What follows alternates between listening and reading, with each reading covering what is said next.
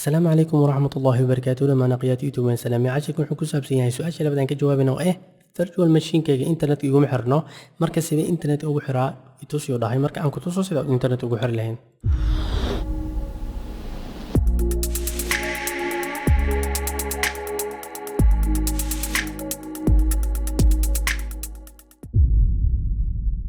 marka sida internetka ugu xirtid waxa leedahay marka hore virtual machine kayga ayaad furaysaa si aad ku tuso internetka kuma xirno markay fiirisid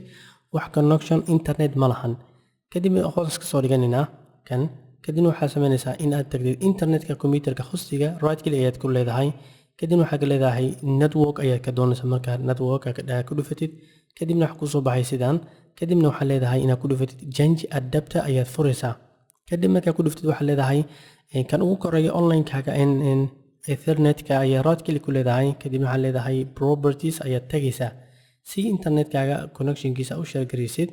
kadibna waxaa leedahay sharing ayaad tagaysaa kadibna allow ayaa jeeka saaraysa meesha ku korayso kadibna sidaan ayaa kuu soo saaray waxaa leedahay okay ayaa leedahay inuu kuu share gareeyo kadib wax okay ayaa leedahay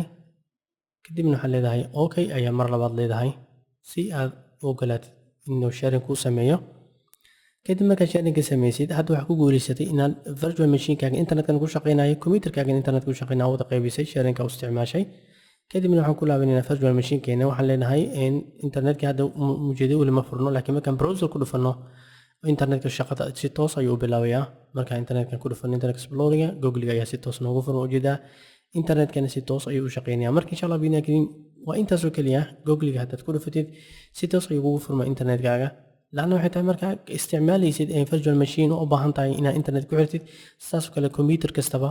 شارين كجوني سيدا أو بار ليدو كلا كميتا إن كمبيوتر كان virtual machine أو استعمالشت كان أو استعمالشت ما كان شاء الله بينا كلمة كفايديس ونكسن نوحل لذا رمضان كريم كل عام وأنتم بخير السلام عليكم ورحمة الله تعالى وبركاته وجزاكم الله خيرا.